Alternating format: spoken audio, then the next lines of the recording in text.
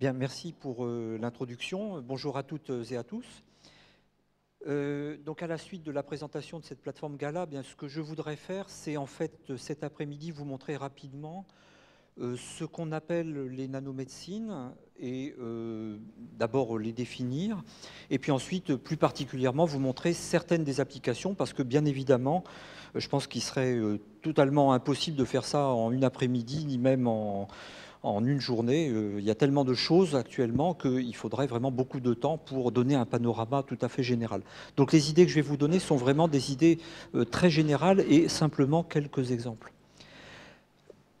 Sur ces nanomédecines, qu'est-ce qu'on peut dire? Ce qu'on appelle les nanomédecines, je pense, on peut se dire ça, c'est que c'est l'usage, en fait, pour des applications médicales, d'objets qui sont de taille nanométrique, ou bien l'utilisation d'objets qui sont macroscopiques en taille, mais qui vont interagir à une échelle nanométrique. Et en tout cas, on va s'intéresser à la nature de l'interaction à cette échelle-là. Donc, vous voyez, il y a déjà, je dirais, beaucoup de choses là-dessous, avec derrière cela, bien sûr, des idées qui sont très générales à la médecine, qui sont tout simplement d'essayer d'améliorer les possibilités de diagnostic, d'essayer d'améliorer les possibilités de prévention d'apparition des maladies et, bien sûr, le traitement. Avec ça, on peut aussi rajouter une autre je dirais, préoccupation en médecine et dans la pharmacie en général, qui est évidemment de mieux comprendre les maladies pour pouvoir évidemment les prendre en charge. Et donc ici, ça, ce sont plutôt aussi des outils de laboratoire qui peuvent être intéressants à développer et qui reposent sur ce type de technologie. Donc ici, vous voyez des préoccupations finalement très basiques, très générales et qui remontent finalement à la nuit des temps, hein, soigner les gens et améliorer la qualité de vie des patients. Mais là, l'idée, c'est de le faire donc avec des nano-objets. Si on essaye un petit peu de séparer les choses, de revenir à des choses un peu plus concrètes, je dirais que du côté de la détection, du diagnostic, on peut décliner les choses. Il s'agit bien sûr de caractériser les maladies, mais il s'agit aussi par exemple d'identifier certaines cibles dans l'organisme, des cibles qui peuvent être utiles et utilisables pour traiter telle ou telle pathologie. Quand je dis des cibles, en général, en fait, ce sont des molécules, des protéines qui sont présentes dans tel ou tel type de cellules, par exemple. On veut aussi éventuellement suivre le progrès des thérapies, donc les suivre en continu, donc c'est aussi des applications intéressantes. Après, il y a un volet évidemment thérapie. Donc ici, il s'agit d'imaginer des nouveaux traitements plus efficaces et si possible d'être capable aussi de suivre la réponse au traitement. Et puis il ne faut pas oublier non plus, parce que là j'ai parlé de nanomédecine en général, toutes les approches qui ont pour objectif finalement de réparer l'organisme, par exemple réparer tel organe ou bien tel autre, et donc là eh bien, de disposer d'outils, quasiment d'outils chirurgicaux pour bien traiter localement, réparer donc tel ou tel organe malade. Alors, c'est important évidemment de toujours avoir en tête l'échelle des tailles. Ici, c'est une échelle des tailles qui est, je dirais, issue d'une présentation qui est plutôt celle de quelqu'un qui va travailler sur les aspects électroniques, puisque vous le voyez ici, donc on voit sur la droite la miniaturisation de tous ces systèmes en descendant en taille vers donc des composants électroniques de plus en plus petits.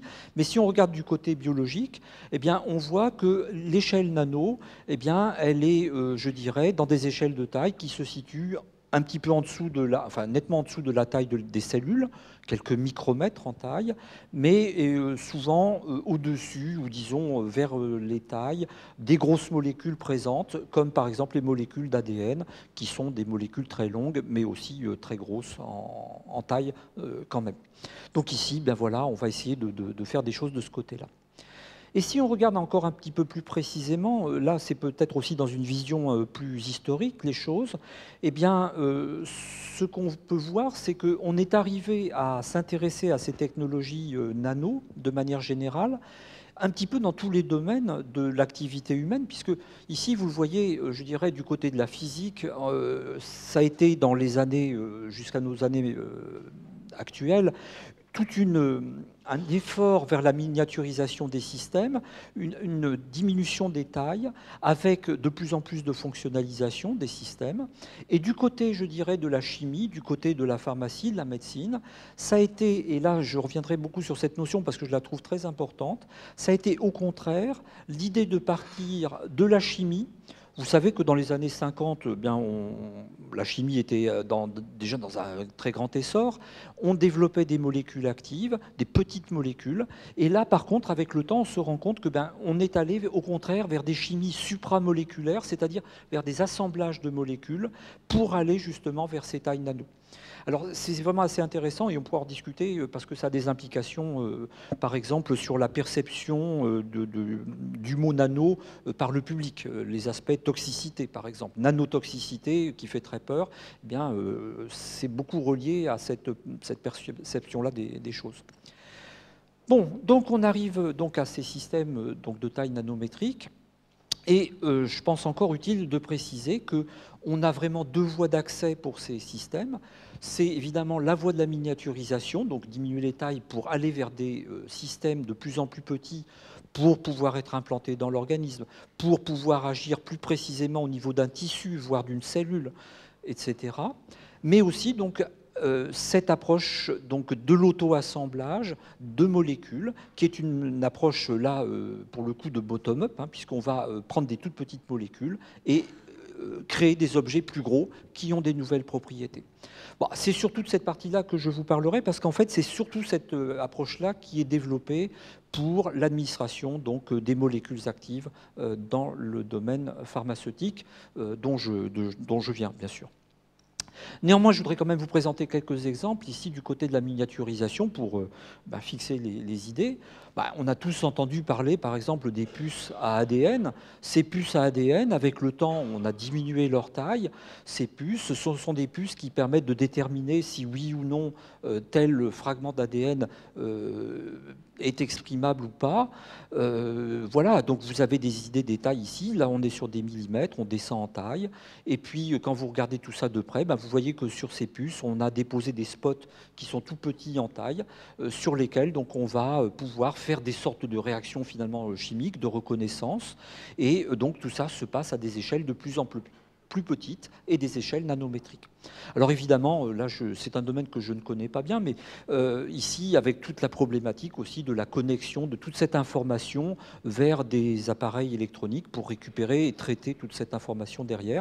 Donc là, tout un domaine très, très varié et très, très intéressant, bien sûr. Autre type d'application qui est aussi dans le sens de la miniaturisation, par exemple, on s'est beaucoup intéressé à essayer de développer des systèmes qui, dans l'idée, vont permettre de faire du diagnostic, c'est-à-dire par exemple détecter telle ou telle molécule endogène, biologique, présente dans l'organisme, qui devrait ou qui ne devrait pas être là à cause d'une pathologie, avec des systèmes de plus en plus petits. Alors là, vous connaissez par exemple, au moins de nom, ce qu'on appelle les biomems, qu'on appelle des Biological Micro-Electro-Mechanical Systems, sous-entendu des systèmes qui vont donc, par une interaction avec la molécule que l'on cherche à détecter, déclencher un signal que l'on va chercher à récupérer. Mais ce que l'on fait ici, c'est qu'on va essayer de travailler sur les quantités les plus petites possibles. Pourquoi ? Parce qu'on veut minimiser les quantités de réactifs qu'on utilise, qui sont très chers, très coûteux, et puis aussi parce que les quantités à détecter dans l'organisme sont très petites. Donc l'idée importante de la miniaturisation, avec, vous voyez, par exemple, des détections mécaniques, avec des sortes de bras de levier qui vont changer de forme selon qu'il y a ou il n'y a pas d'interaction, des détections électriques, des détections optiques, etc. Et là, il y a plein de choses, évidemment, qui sont faites. Pour développer un petit peu, par exemple, l'idée des nano-leviers comme cela, eh bien, vous voyez, par exemple, ici, on a des sortes de bras de levier qui sont fonctionnalisés avec des molécules qui sont des sortes de récepteurs, qui vont être capables d'interagir ou pas avec des molécules endogènes, comme par exemple, enfin peu importe, d'autres molécules, et qui vont, donc selon qu'il y a ou pas interaction, eh bien, vous voyez, induire un fléchissement du levier qui sera plus ou moins important selon l'interaction, la nature de l'interaction, et donc ici, ça permet de remonter à la caractérisation de l'interaction. Donc avec cette idée de diagnostic et finalement d'augmentation de la sensibilité et de l'efficacité de ces systèmes, parce qu'on peut très bien imaginer de mettre tout cela en batterie, d'avoir de nombreux leviers par exemple, pour faire du diagnostic de manière très en série par exemple. Ici, je vais passer là-dessus parce que ça sera développé après par Caroline Robic. Ensuite, on peut parler aussi de systèmes comme celui-là, même s'il n'appartient pas réellement au domaine je dirais nano-échelle. Bon, vous savez qu'on utilise très largement dans le domaine cardiovasculaire la stratégie des stents pour dilater les artères quand elles sont l'objet de dépôts de plaques d'athérome. Ce sont des sortes de petits ressorts que l'on va positionner dans l'artère de manière à écarter l'endothélium vasculaire. Eh bien, bon, vous voyez, les tailles ici, c'est de l'ordre de la dizaine, centaine de micromètres au niveau de la taille de ces objets-là qui vont dilater. Mais par contre, ce qui est important, c'est qu'on sait que la surface des parois de ces stènes, qui sont métalliques, là, cette paroi peut influer, et sa texture, sa nature, peut influer sur ce qu'on va appeler la resténose, c'est-à-dire le fait qu'en fait, à nouveau sur ce stent, recommence un dépôt d'athérome et donc ici, évidemment, un effet totalement négatif. Et comment on peut le contrôler ça? Bien justement, en texturant la surface à l'échelle nanométrique, en développant des surfaces particulières qui essayent d'éviter justement ces phénomènes de resténose, par exemple, en clair, d'interaction avec des molécules endogènes et qui ne sont pas, dont l'interaction n'est pas souhaitée ici, par exemple. Ah zut, là il manque une photo, pardon. Autre exemple aussi que je voulais vous donner, c'est que pour traverser, et je vais parler tout à l'heure de barrières, pour traverser les barrières, on essaie d'utiliser des techniques qui sont les moins invasives possibles pour que ce soit le plus confortable possible pour les patients. Et dans ce domaine-là, alors ça c'est à l'échelle micrométrique, il y a, je dirais, 10-15 ans, on a commencé à développer, avec les techniques de fabrication dérivées de celles de l'électronique, des micro-aiguilles comme celle-ci, donc qui sont capables de perforer des membranes, par exemple comme l'épithélium cutané, hein, de manière précise. Ce que j'aurais voulu vous montrer ici, je suis désolé, c'est que cette idée-là, elle est actuellement transposée à l'échelle, par exemple, de la cellule. L'idée, c'est aussi évidemment d'entrer dans les cellules, donc de traverser les membranes cellulaires. Et pour ça, bien, on peut aussi imaginer, là notamment des particules, capables de percer les membranes cellulaires de manière transitoire, de manière à introduire dans les cellules eh bien, telle ou telle substance. Donc voilà aussi des idées qui se développent.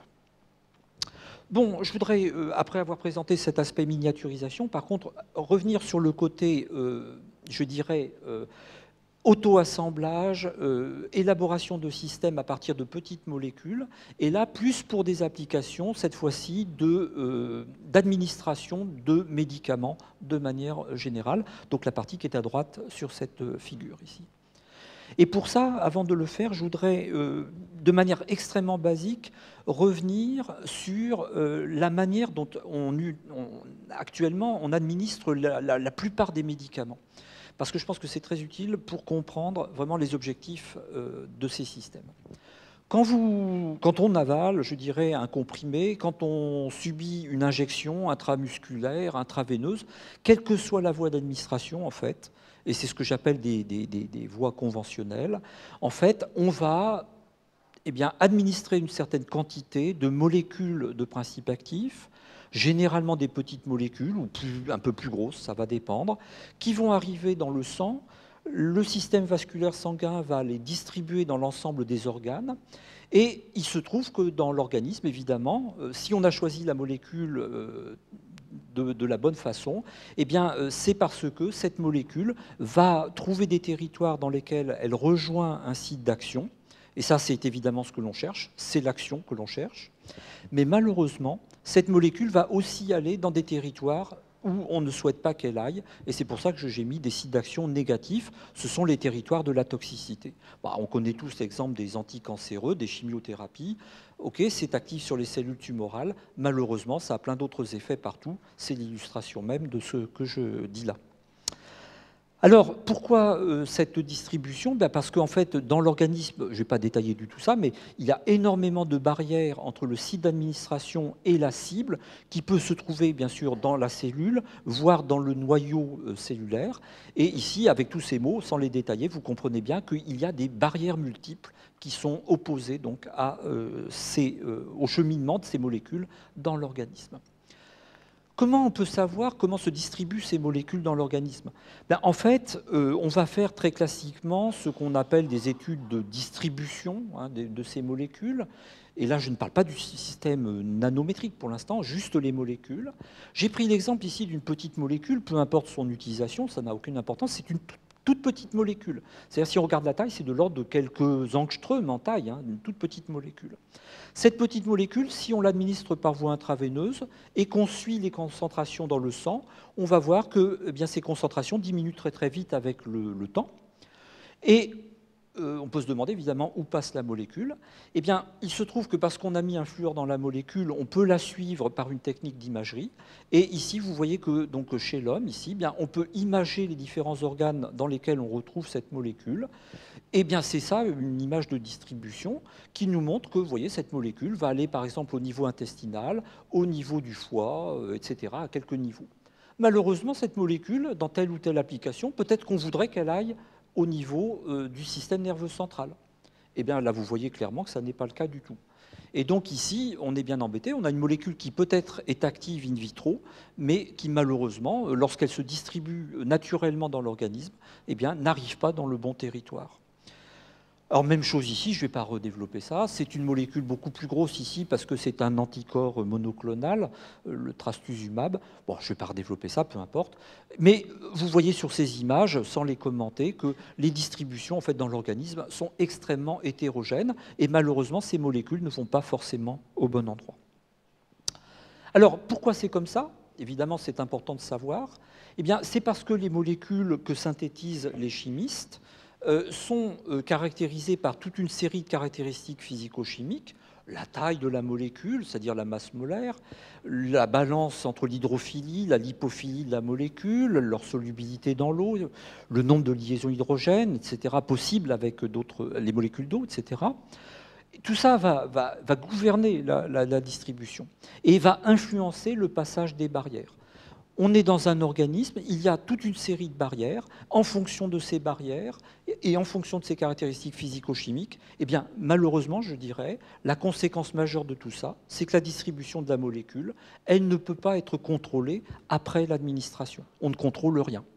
Et en fait, ce qu'on fait, c'est qu'en fait, on choisit la bonne molécule en vue de telle action en connaissance de cause, en connaissant en fait sa distribution et en ayant choisi cette molécule de telle sorte qu'elle ait la meilleure distribution.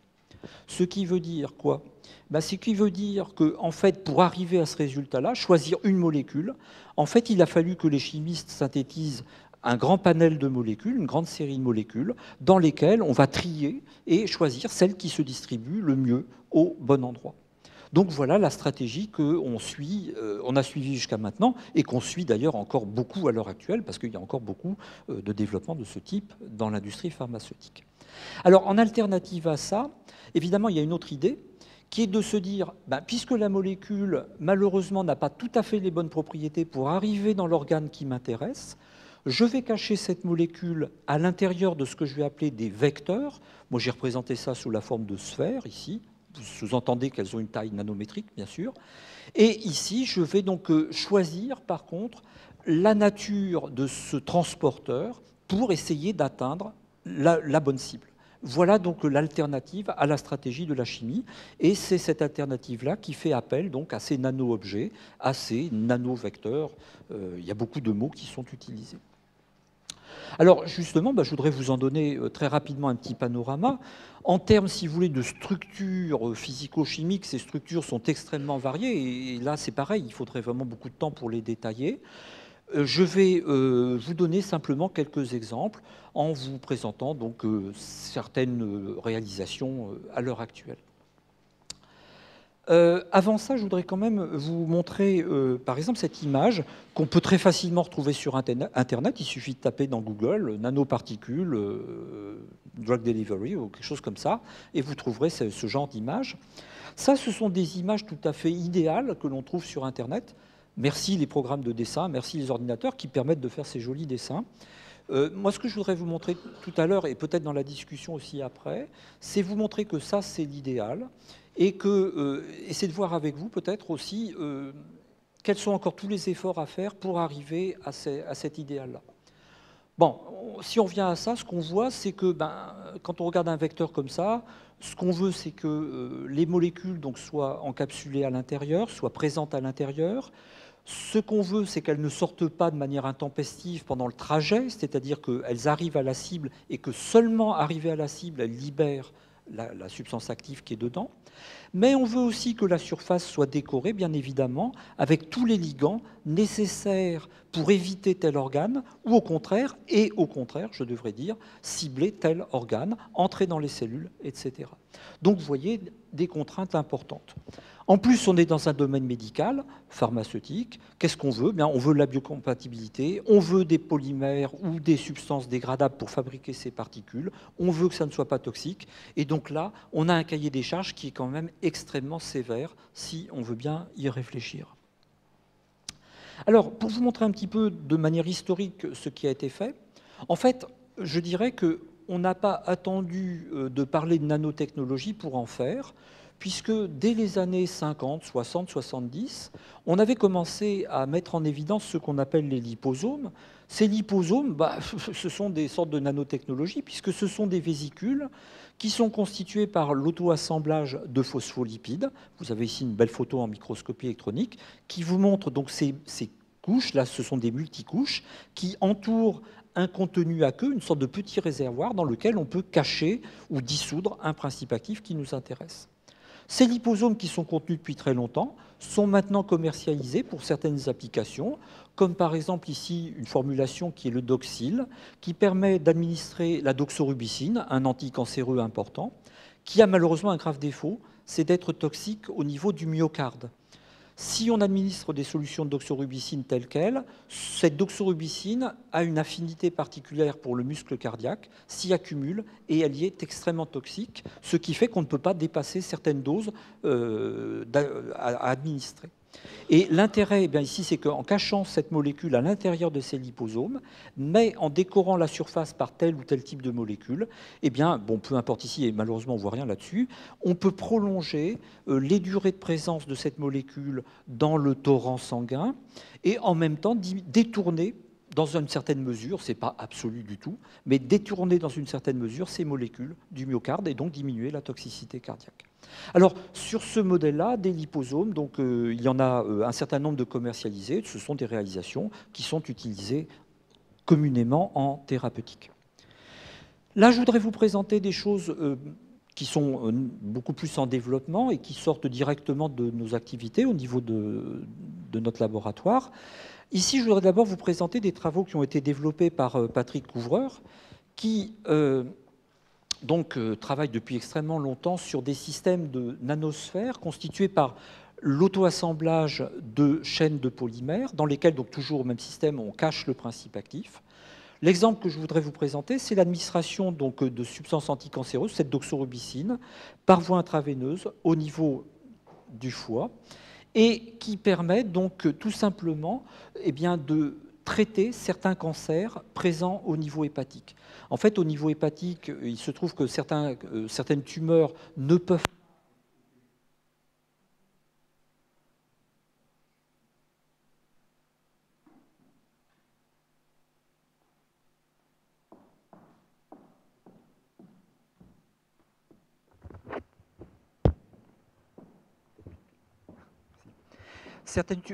certaines tumeurs donc, ne peuvent pas être opérées. Et donc ici, l'idée, c'est de concentrer dans le foie ces particules pour avoir une meilleure activité. Alors, je n'ai pas le temps de développer ces images-là, mais c'est extrêmement efficace sur certains patients, pas forcément sur tous. Par exemple, ici, vous avez donc un essai de phase 2 qui est développé par une société start-up qui est BioAlliance Pharma, et qui donc s'est constitué sur ce concept pour l'amélioration donc de ce traitement. Si j'ai encore quelques minutes, je suis un peu désolé. Je voulais présenter rapidement deux autres types d'applications de ces systèmes. Autre type d'application de ces systèmes, c'est tout simplement pour résoudre un problème qui a été évoqué par Maria Inès Rey, qui consiste à améliorer tout simplement l'absorption des molécules peu solubles. C'est un grand problème pour l'industrie pharmaceutique. Eh bien, on peut, en utilisant ces technologies-là, aussi très facile, enfin, disons, améliorer cette absorption. En fait, ici, quand vous administrez des substances par voie orale, le problème, c'est là encore un problème de passage de barrières. Les molécules ne passent pas bien, en raison donc de différentes barrières qui sont ici. Eh bien, il se trouve que si vous utilisez des particules qui sont conçues, par exemple, pour adhérer à la surface de l'épithélium intestinal, et en même temps pour concentrer le principe actif à cette surface, vous allez tout simplement, par un effet de gradient de concentration, et d'autres techniques associées que je n'ai pas le temps de présenter, favoriser le passage. C'est par exemple ce qu'on a fait ici avec le docétaxel, qui est un anticancéreux là aussi majeur, qui est associé à ces particules, qui adhèrent à la surface de l'intestin après administration des particules par la voie orale, rien de plus simple, et qui permet des augmentations spectaculaires des quantités absorbées, puisque lorsque j'administre la molécule toute seule, je ne vois rien, alors que lorsque j'administre avec ces particules, eh bien, j'obtiens des concentrations plasmatiques beaucoup plus importantes. Donc ici, vous voyez un intérêt majeur pour augmenter le passage de telle ou telle barrière. Alors, je ne voudrais pas du tout abuser du temps, donc je ne vais pas du tout développer ça, malheureusement. Attendez, je suis désolé. On pourra revenir éventuellement sur la table ronde, mais au travers de tous ces exemples, ce que je voudrais dire en conclusion de tout ça, c'est que, et c'est faute de temps pour développer vraiment ces applications, il y a vraiment beaucoup de promesses dans tous ces systèmes-là, avec aussi, il ne faut pas se le cacher, beaucoup de contraintes qui ne sont pas forcément toutes résolues, sinon il y aurait certainement beaucoup plus de produits sur le marché à l'heure actuelle. Dans le domaine de la pharmacie, je listerai en particulier les problèmes réglementaires de l'enregistrement qui sont importants. Et aussi, je pense, un point qu'il ne faut pas du tout sous-estimer, qui est l'aspect acceptation de ce type de système nano par la société en général.